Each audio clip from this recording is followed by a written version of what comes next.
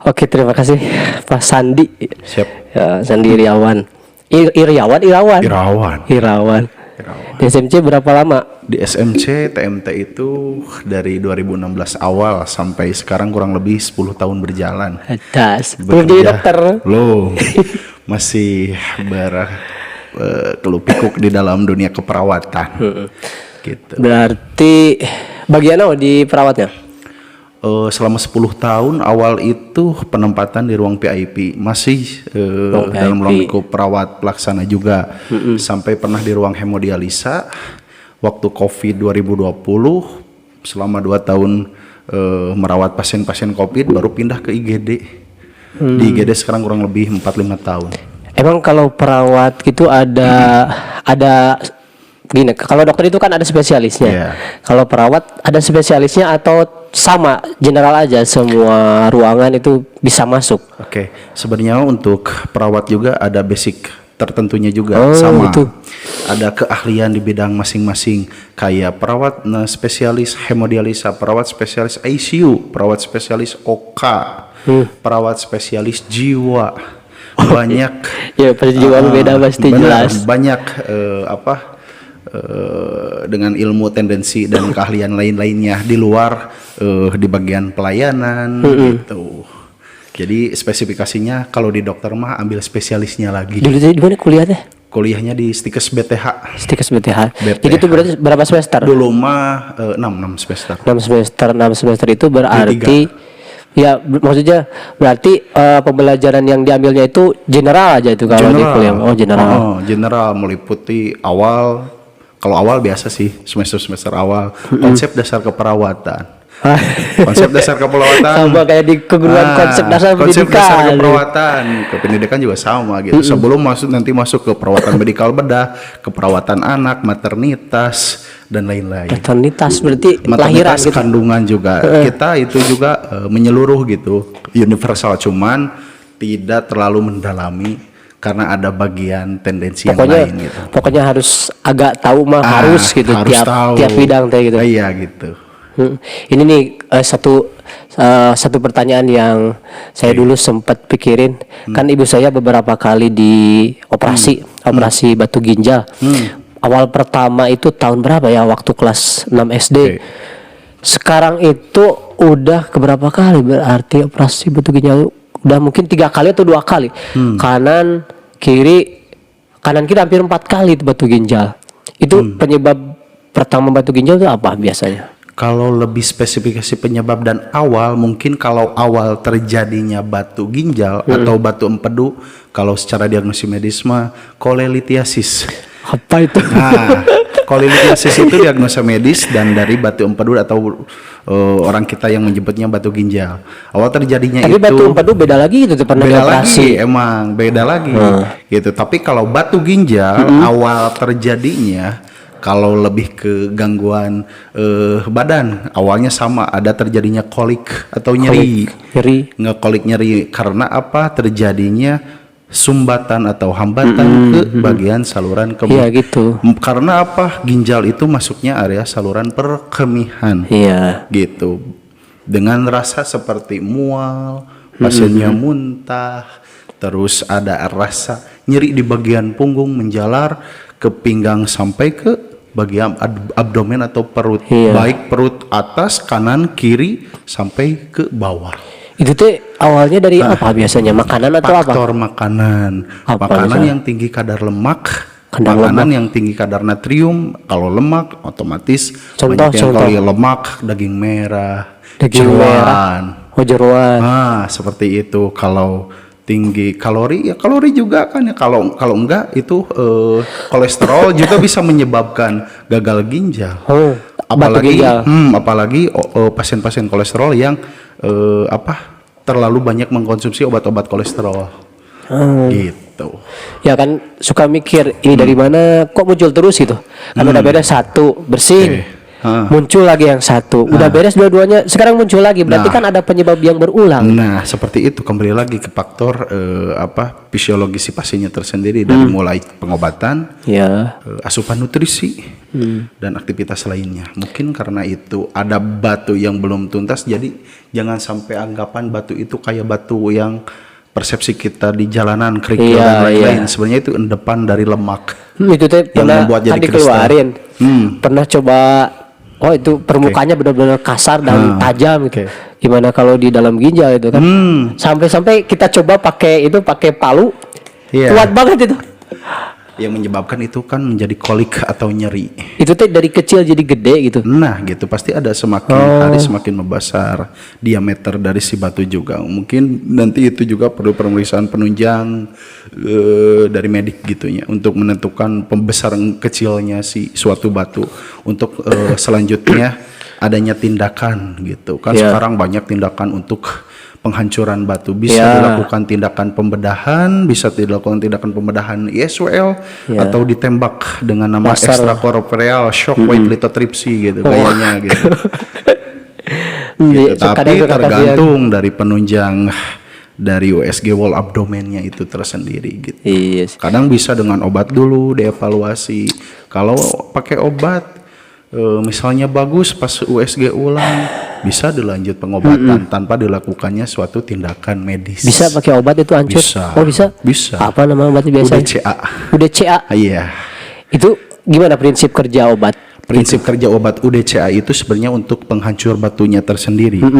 Paling untuk kita selain itu kan delegasi untuk pengobatan UDCA mah tetap dokter spesialis dalam. Iya. Sebelum ke bedah. Oh tetap kita nggak bisa beli sendiri, harus saran dokter. Saran dokter dikasih obat untuk penghancur batu, terus dikasih juga buat anti nyeri, itu sih paling yang tertentu. Nanti keluar lewat urin. Perkemihan. Karena apa? Khas dari batu ginjal itu pasti ada tanda kelainan di urin. Bisa berwarna merah, darah, coklat atau darah gitu. Apalagi ada sensasi rasa terbakar kalau buang air kecil itu. Sekarang masih satu lagi satu lagi Mama masih belum. Jadi nunggu yang satunya kering kan masih baru, masih bulan-bulan kemarin pasti punya rentan antara dari belakang itu 5 sampai 6 bulan dari belakang kata yang terakhir gitu. Insyaallah. Jadi udah dioperasi kemudian dibor dari belakang udah. Gak tahu nih yang kedepannya harus gimana. Biasanya nanti nunggu evaluasi 5 sampai 6 bulan dulu. Kalau yang harus dihindarin makanan apa? Kalau makanan seperti yang tadi sudah dibilang, yang lemak, makanan yang tinggi kadar lemak, atau kalau yang natrium asin-asinan. Asin-asinan. Karena tapi kan natrium. Biasanya kalau mama biasanya gitu, kalau makan sama keluarga bareng-bareng kan yang lain juga sama makan, tapi yang lain mah ya alhamdulillah enggak gitu. Atau memang imun seseorang itu beda-beda gitu. Kembali lagi bukan ke imun sih.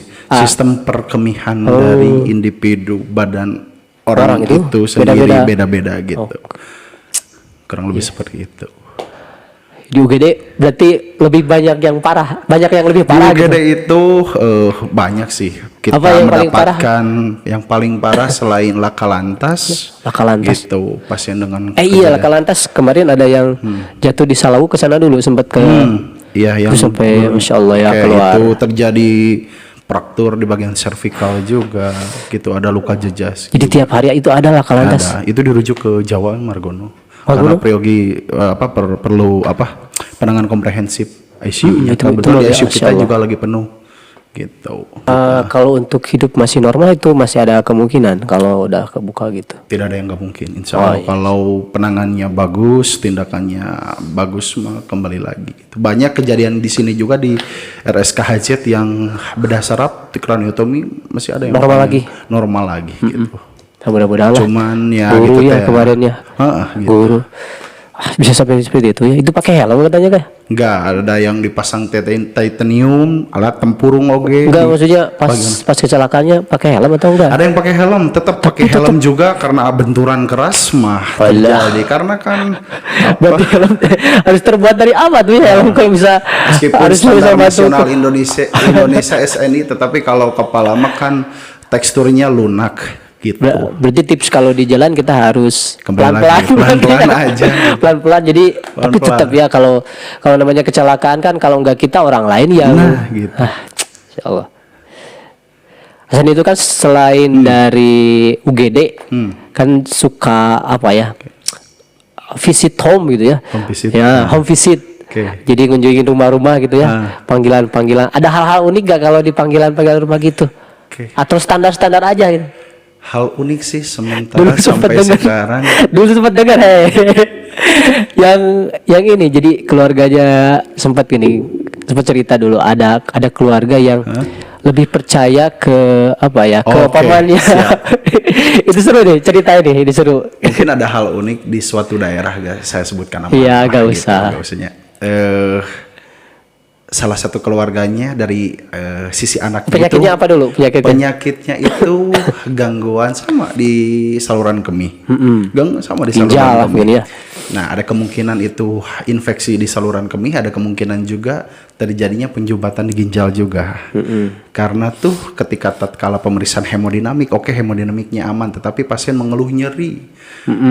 Tersumbatnya aliran saluran kencing ke kemih itu tidak lancar. Dipanggil lah gitu. Jadi belasnya tuh penuh. Ketika di Perutnya kembung evaluasi gitu. perutnya kembung, saya saranin sesegera ke keluarga baik ke pasien untuk dilakukan rujuk ke pihak RS atau dilakukan sesegera pasang selang. Tetapi ada salah satu keluarga lain, oh ini mah gak usah dengan penanganan medis, ini mah katanya ada yang zolim tuh, gitu. Jadi coba dipupuk pakai apa itu teh ya, dedaunan gitu ya, kayak daun kelor, daun apa gitu. Ya kembali lagi mungkin kepercayaan masing-masing Tapi daerah. itu secara medis ngaruh gak daun kelor? Enggak lah itu kan. Ini yang saya aja yang di sekolah ya lagi memupuk anak-anak itu buat kita berpikir logis, terutama dalam hal medis lah. Kalau yang lain itu terserah, tapi kan medis itu benar-benar keadaan yang darurat buat tubuh kita gitu. Jadi kalau misalkan kita berpikirnya tidak berdasarkan ilmu pengetahuan itu kan bisa membahayakan pasiennya itu. Iya. Kayak kemarin kan itu seperti ya kembali lagi kita juga tidak bisa terus-terusan mencoba untuk si pasiennya tetap dirujukan ke RS atau kita tindak terlebih dahulu karena apa? Ada hak prerogatif di keluarga juga. Tetap di keluarga. Kita juga tidak bisa mungkin memaksakan gitu ya. Yang penting kita udah melakukan pemeriksaan secara spesifik baik dari hemodinamik sampai ke diagnostik yang harus kita tegakkan dan harus kita lakukan gitu. Cuman ya kembali lagi feedback keluarganya juga. Iya, gitu, cuman seharusnya. sebaiknya ya kita introspeksi diri lah. Nah, jadi apa ya?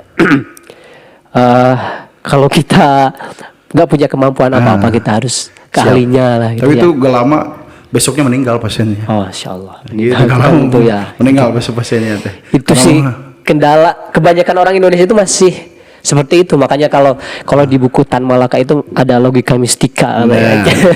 Jadi kita itu terlalu banyak dikungkung oleh itu. Indonesia itu masih belum bisa maju karena banyak hal-hal seperti itu. Kalau rata-rata penyakit di orang Indonesia itu apa sih sebenarnya? Kembali lagi kalau rata-rata penyakit di Indonesia itu Kan banyak di UGD masuk gitu. paling tinggi itu hipertensi atau darah tinggi. Darah tinggi. Diabetes, gula. Darah tinggi dengan diabetes sama? Beda. Oh beda. Beda ternyata. Diabetes dengan darah tinggi. Ya apa Allah. bedanya? Hipertensi itu adalah kelebihan kadar natrium di dalam darah. Oh. Gitu. Kalau hipertensi itu bisa menyebabkan faktor resiko pencetus komplikasi ke penyakit lain. Kelebihan natrium justru. Kelebihan natrium justru gitu. Hipertensi, Khas orang Indonesia itu makanannya asin-asin. Asin, gitu. iya. Rasa. Kenapa gitu? Sebelah. Kita Kalau juga suka itu. sayur kurang tanpa garam teh enak. Nah, gitulah. Orang Sunda, orang Indonesia itu. Nah, gitu. Tapi kan yang menyebabkan terjadinya sumbatan ke pembuluh darah itu karena kelebihan kadar natrium yang menjadikan si jantung lebih berdegup kencang gitu. Lebih ekstra lagi dalam memompahkan darah gitu. Kalau jantung lebih ekstra lagi memompahkan darah, otomatis irama nadi, irama jantung berdenyut lebih cepat. Natrium itu, bentar, kalau natrium itu berasalnya dari garam atau dari micin-micin kayak gitu yang Ya, sama berbahaya? juga. Garam juga berbahaya tetap. Karena kelebihan kadar natrium MSG itu bisa menyebabkan terjadinya Per hari hipertensi. itu berapa rata-rata harusnya normalnya yang masuk ke tubuh kita?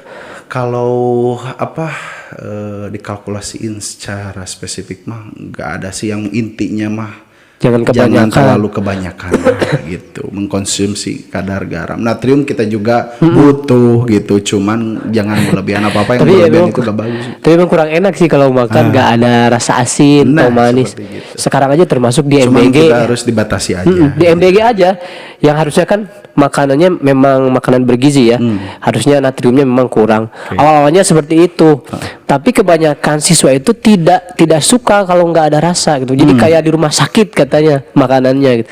Ya alhasil sekarang kan masuk ke sini ada rasanya lagi. Meskipun menunya secara hitung-hitungan bergizinya memang mungkin ada, tapi natriumnya sekarang lebih kerasa gitu meskipun MBG. Gimana itu? Solusinya gimana sih? Pengen ada rasa tapi nggak kelebihan natrium. Perlu disondingkan lagi dari pihak MBG-nya itu. Pastilah di pihak MBG-nya juga ada bagian ahli gizinya juga. Pastinya itu pasti ada. Karena tidak semua mungkin juru masak kadar garam segini pasti ada takaran dari pakar ahli gizinya juga gitu. Semua MBG pasti menetapkan atau menempatkan salah satu atau 2-3 orang itu bagian ahli gizinya gitu. Karena program ini selain bagus untuk gizi anak-anak juga pasti perlu disondingkan dengan bagian ahli gizinya juga gitu. Jadi harus ada kerjasama juga harus ada kolaboratifnya juga gitu. Nggak ahli juru masak aja, nggak chef-chef terkenal gitu. Kelemahannya itu MBG itu sampai saat ini memang koordinasinya masih kurang dengan sekolah, dengan mungkin dengan puskesmas juga mungkin ya. Karena kemarin puskesmas ada cek kesehatan gratis masuk ke sekolah-sekolah. Nah, salah satu yang diperiksa itu ditanya anak itu, ada keluarga kamu yang suka ngerokok gak? Ya kenapa ditanya itu? Karena anaknya memang udah pastilah gak ngerokok gitu. Apakah memang benar-benar perokok pasif itu lebih berbahaya dibandingkan perokok aktif? Atau Asandi ngerokok gak? Enggak. Oh enggak, oke. Aman. Gimana lah pendapat Asandi itu? Emang dampak dari rokok itu sangat-sangat tidak baik untuk kesehatan. Kesehatannya terutamanya di bagian paru, jantung, apalagi melalui organ tubuh itu tidak baik ya. Karena di dalam rokok itu terdapat zat yang namanya nikotin sama tart. Tartnya itu zatnya itu berbahaya bagi tubuh untuk para pengkonsumsi rokok. Gitu. Apalagi itu yang bagi perokok aktif. Berbahaya juga bagi perokok pasif. Perokok pasif kayak kita tuh menghirup si asap rokoknya, bisa terjadi kita itu gangguan saluran nafas, bisa terjadi penyakit paru obstruksi koronis atau PPOK atau enggak bronkitis. Itulah bahayanya dari kita sebagai perokok pasif gitu. Kembali lagi perokok aktif juga sama halnya dari zat tart dan nikotinnya juga itu. Tapi yang pasti mah tetap yang paling bahaya ya yang paling aktif gitu. Itu kan banyak di sounding perokok pasif lebih berbahaya lebih berbahaya, itu udah jelas, itu mah udah ada zat nikotin di mulutnya meskipun berbeda-beda tiap orang gitu ya. Paling kita mah hanya bisa menyuarakan. Kita dari sisi kesehatan kita pandangnya bukan dari sisi ekonomi. Kalau dari ekonomi mungkin memang nguntungin buat Indonesia itu mah hal lain. Cukai apalagi sekarang Menteri Keuangan lagi berusaha nurunin cukai rokok. Tapi dari sisi kesehatan memang masih butuh kesadaran. Saya pernah baca kalau orang di seluruh dunia yang ngerokok itu disatuin dalam satu hari itu sama dengan asap kebakarannya itu seperti kebakaran di hutan Kalimantan katanya. Itu luas banget berarti ya, saking bahayanya asapnya aja gitu, asap rokok. Sama pernah dengar kalau asap rokok itu yang masuk ke tubuh kita gak ada kalau imun gak ada imun yang bisa menangkalnya gitu. Kayak seperti kan kalau di fungsi tubuh ada yang namanya leukosit tuh, si sel darah putih itu kan sebagai antibodi. Kalau asap rokok kan masuknya langsung ke saluran pernapasan, tidak ada penangkal untuk masuk langsung sebagai filter ke paru-paru, otomatis langsung ke paru-paru. Jadi kan otomatis kita yang sebagai perokok pasif bisa aja terjadi sesek, terjadi infeksi saluran pernapasan atas sampai ke paru-paru, penyakit paru-paru obstruksi kronis. Mas, ya, masih gitu. mending gula berarti, Mas. Mendingnya itu meskipun nggak mending ya. Tapi kan gula Justru ada insulin. Gula juga kan penyakit mematikan di dunia sebenarnya. Iya sih. Diabetes juga Tapi gitu kan. at least ada insulin Nah. yang udah diciptain. Kalau minimal gitu. Kalau kadarnya minimal. Kalau rokok meskipun kadar minimal masuknya tetap berbahaya kan gitu. Berbahaya. Nah, itu yang jadi masalah di kita. Oh iya, anak saya kan lagi sakit. Udah kebiasaan saya sama istri itu kan kalau anak sakit berusaha nggak panik nih.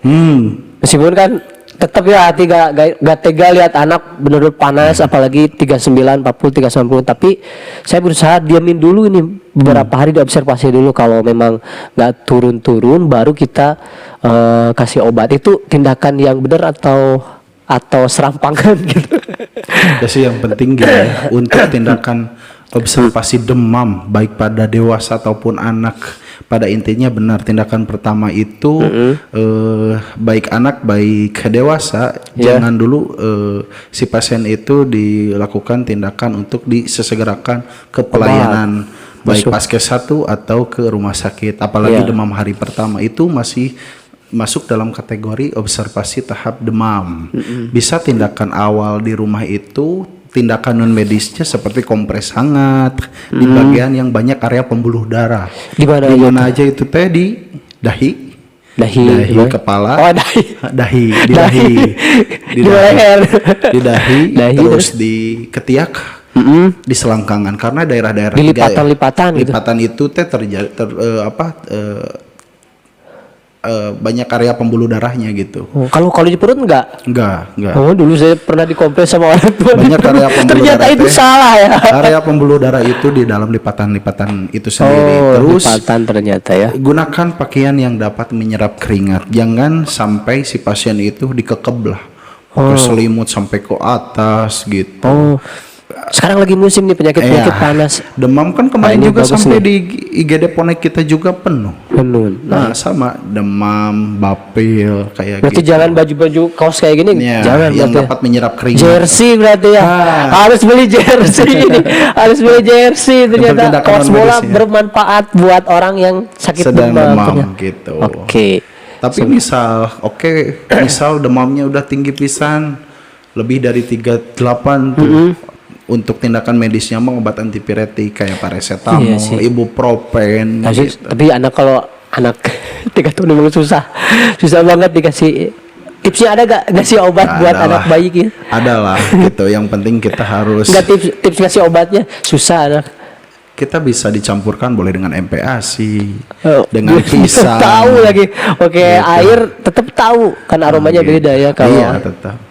Segimanapun gitu. Yang penting kalau makanan itu kan susah makan, tetap harus masuk. Pasti rasa meskipun makan muntah. itu gak enak karena demam gitu kan. Kalau demam indikasi pasien harus banyak minum juga gitu. Iya. Takutnya terjadinya dehidrasi gitu. Makanya beli air kelapa. Air minum putih aja lah, minum putih aja. Jangan air kelapa berarti. Air putih aja. Gitu. Air putih susah sih. Pengennya air kelapa katanya. Gak apa-apa. Air kelapa bagus ya.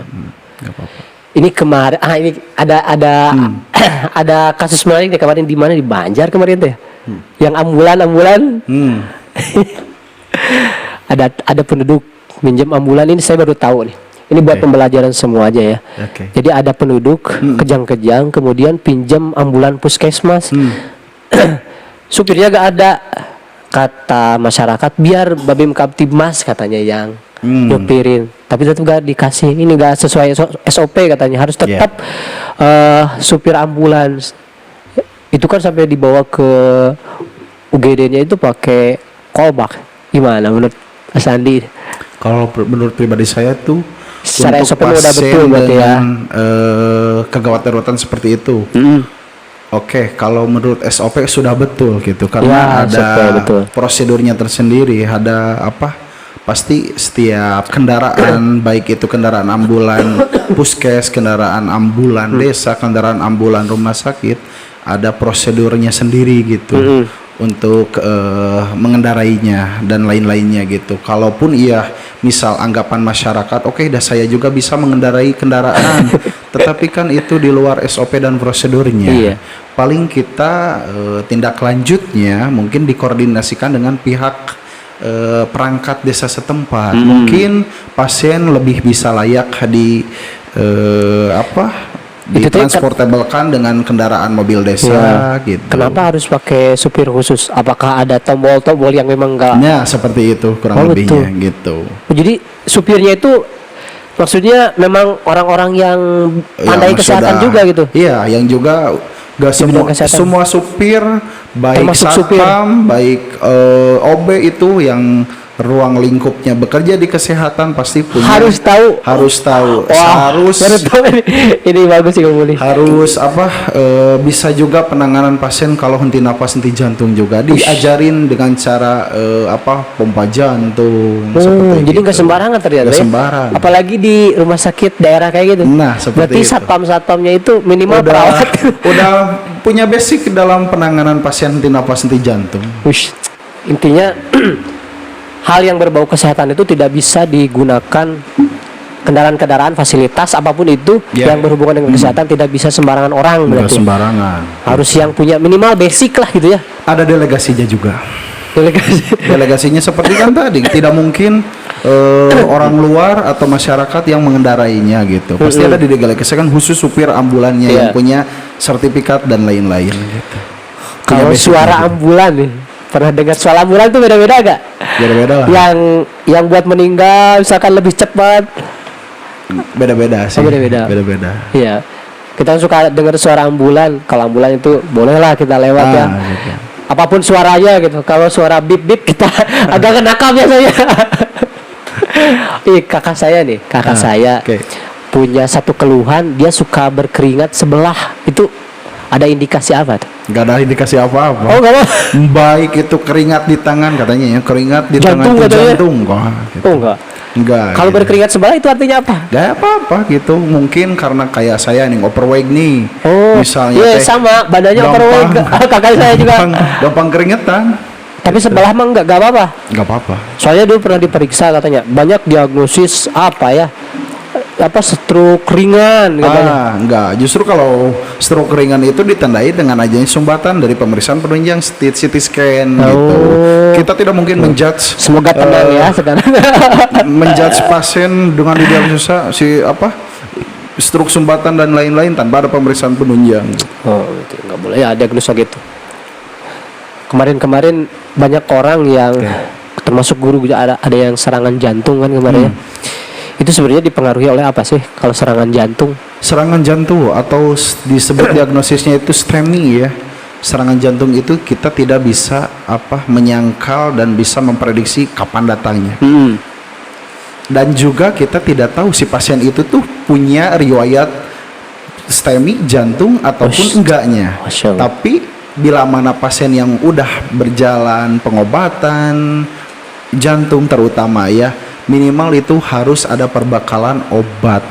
Perbekalan obat apa? Kayak pengencer darah. Gitu. Tindakan pertama tatkala STEMI atau serangan jantung itu adanya nyeri dada hebat. Astagfirullahaladzim. Iya. Kalau nyeri dada itu kuahnya. Kalaupun ada nyeri dada hebat gitu, tindakan pertama kita baik keluarga atau pasien jangan panik, tapi pikiran harus tenang.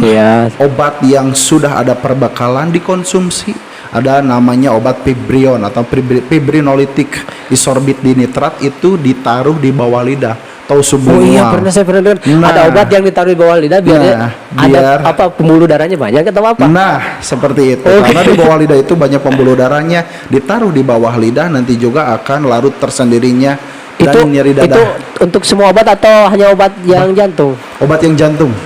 Obat yang jantung. Kalau untuk semua obat gak berlaku? Enggak berlaku. Kirain untuk semua obat cara makannya kalau seperti itu lebih cepat katanya. Untuk obat-obat tertentu aja kayak serangan jantung itu kan obat-obat fibrion ISDN ditaruhnya di bawah lidah sublingual gitu kan. Selain itu, nah barulah kita membawa si pasien itu ke pelayanan ke rumah sakit untuk dilakukan pengecekan rekaman jantung. Kalau masih irama jantungnya aritmia masih naik tinggi, dikasih lagi obat pengencer darah lain gitu. Sok jadi rewas kieu. Karena terjadinya serangan jantung itu terjadinya sumbatan dari lemak ke dalam pembuluh darah gitu. Makanan lagi ujung-ujung. Makanan lagi apa tuh gitu. yang Ya tinggi makanan berlemak, santan bisa. Santan. Yang garam-garam asin juga sama kan. Itu lagi. Ya yang menyebabkan terjadinya penyumbatan ke susah dalam sih darah. makanan kayak yang asin-asin itu memang hampir semua makanan kayaknya. Iya. Semua makanan itu pasti ada asin atau manis ke gula berarti kan asin hipertensi. Jadi susah dihindari. Atau solusinya bisa dengan olahraga. Tipsnya itu ya, kalau saya sih 3 pola pikir untuk hidup sehat, pola pikir, olahraga sama pola makan. Itu aja. Pola makan gimana? Pola makan itu kurangi kalau bisa, batasi makanan yang tinggi kadar garam. Apa coba? Tinggi yang alami gitu. Yang apalagi sekarang makanan laut itu gak boleh dikonsumsi. Makanan laut ya? Taruhlah orang Indonesia, orang Sunda, orang daerah itu masih banyak mengkonsumsi ikan peda, ikan asin, ikan teri, ikan cumi, ikan itu makanan-makanan. Padahal itu makanan orang pedesaan itu. Bukan makanan daerah, makanan laut itu tinggi kadar garam atau tinggi kadar natrium, selain itu tinggi kadar purin. Itu natural, asinnya tuh gimana? Enggak, itu bukan natural, ditambah lagi gitu. Ditambah lagi itu tinggi kadar purin yang bisa menyebabkan aterosklerosis atau asam urat. Gitu. Makanya kadang si pasien datang ke saya, Pak udah gak konsumsi makanan sayur-sayuran, nggak konsumsi kol kubis, nggak konsumsi makanan hijau-hijauan. Tapi kamari abdi saya teh ngaliwat cenanya makan asin peda merah cenah 2 cenah, terus sama jengkol sama pete. Wah itu kan tinggi kadar purinnya, itulah yang bisa menyebabkan sumbatan. Selain tinggi kadar garamnya itu juga tinggi kadar purinnya yang menyebabkan asam urat. Makanan orang pedesaan itu kan biasanya terkenal dengan sehat-sehat gitu ya. Nah, ternyata kalau pete sama jengkol sama. Apa itu masalahnya? Tinggi kadar purinnya. Yang bisa menyebabkan asam urat. Gitu. Pete ya, termasuk pete, jengkol. Makanan laut mah tidak baik untuk dikonsumsi. Seafood gitu lah. Nah, kayak makanan kaleng bel, sarden. Tinggi kadar purin. Kudu makan apa tuh? Ikan tawar, ikan ikan jair, ikan nila, ikan mas, ikan bawal. Tapi garam gitu. Sedikit aja gitu. Garam. Boleh lah kalau sedikit ya. Kalau olahraga itu emang ngaruh buat apa sih sebenarnya? Kardio itu ngeluarin jantung. Ada hormon endokrin yang keluar juga. Kalau yang keluar dari keringat itu apa? Iya, kayak hormon endokrin, terus kalau dari penyebabnya keluar keringat itu bisa menyehatkan ke bagian jantung dan persarapan otot-otot nafas juga gitu. 30 menit ya minimal sehari gitu kan? Siap. 30 menit kalau sehari. nggak mau olahraga, keluar treadmill. Yang penting olahraga kardio aja. Yang penting berkeringat lah itu. Berkeringat. Itu. Kalau berkeringat sebelah enggak ya? Enggak apa-apa aja. Berkeringat sebelah enggak apa-apa, bukan penyakit apa-apa. Enggak. Berarti udah berapa tahun Asani? 10 tahun berapa? 10 tahun kerja di rumah sakit. Itu teh 10 tahun teh langsung di rumah sakit dulu teh. Langsung di rumah sakit, enggak kemana-mana dulu. Asli. Tapi sekarang masih belum ASN. Belum. Dasar. Gitu. Pengabdian. Jadi kadang suka gini ya kalau di Jepang itu kan dulu pas Perang Dunia Kedua yang benar-benar pertama kali diperhatiin itu 2, pendidikan sama kesehatan. Kalau di Indonesia itu yang 2 itu masih jauh ditinggalin karena orang-orangnya memang orang-orang pintar sama baik sih. Jadi pintar sama punya karakternya nggak terlalu garang gitu orang-orangnya, jadi mungkin nggak terlalu didengar gitu. Ya, mudah-mudahan mau ke depannya.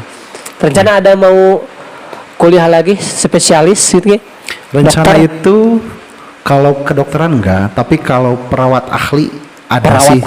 Ada sih kayak tadi subspesialis ke hemodialisa, Tapi nantinya maksudnya gimana? OK. Jadi nantinya ditempatkan di ruang sesuai kompetensi kepelatihannya kita. Taruhlah kita misalnya ngambil pelatihan di RSKG khusus ginjal di Habibie di Bandung. Itu untuk hemodialisa. Taruhlah kita mau ikut pelatihan keperawatan bedah di RSAS, nanti kita akan ditempatkan di ruang OK atau ruang operasi.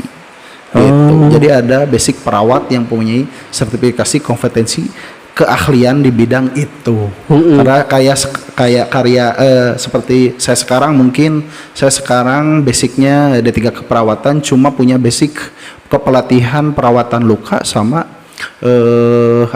sirkumsisi hitan modern. Gitu. Itu apa lagi? Ada juga gitu. Jadi kita pelatihan ikut sirkumsisi pelatihan hitan modern. Dari PTSMI Sunat Modern Indonesia, kita bisa didelegasikan. Sunat itu. Sunat baru. Itu gimana nih? Ini bagus nih.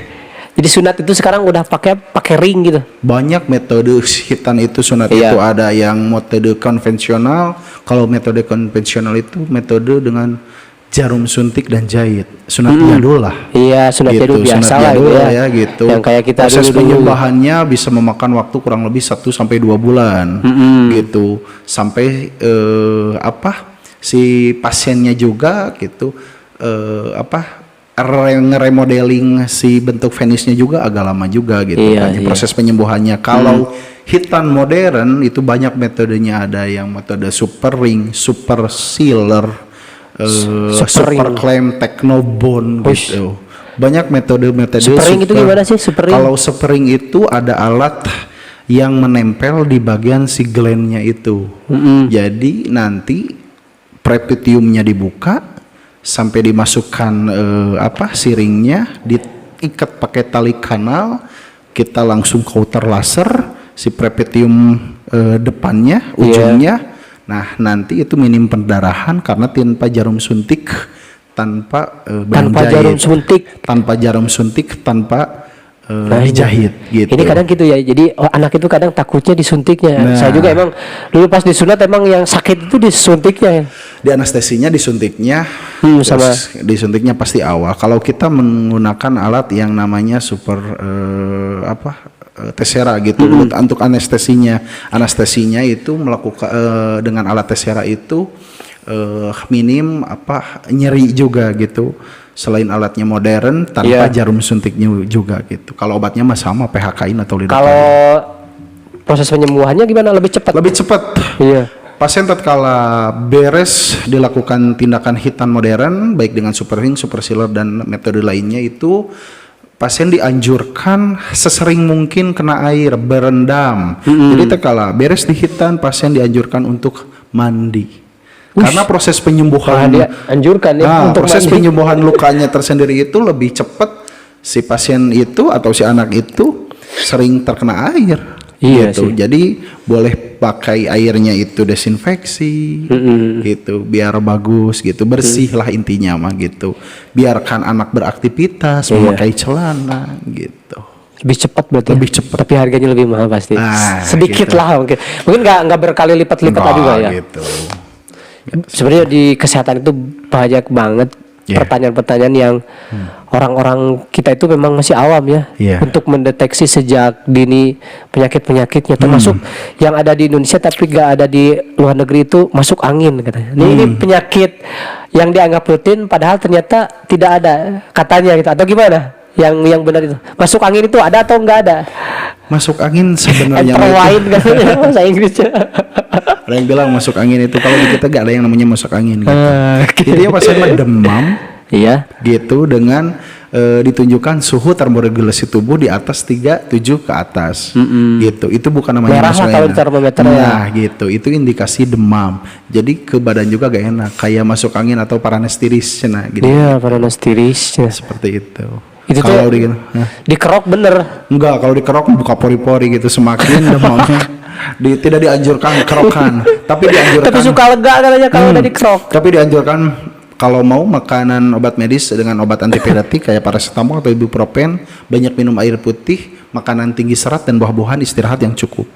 Istirahat yang cukup ya, tetap tidur ya. Makanya kalau dalam kurikulum yang sekarang gitu ya, Menteri Abdul Muti itu mengharuskan anak tidur yang cukup. Mungkin karena salah satu penyebab kedepannya itu memang ya makin parah. Kalau saya nih selaku guru di kelas, buat apa ya, nanemin ke anak yang dasar itu, kesehatan itu yang harus dipupuk sejak sekarang, itu apa pengetahuan buat anak kira-kira yang buat disampaikan di kelas lah, anak SD, supaya kedepannya itu lebih berhati-hati lah, gak banyak, kan sekarang banyak isu, banyak sekali anak-anak yang udah cuci darah katanya. Itu dari apa itu?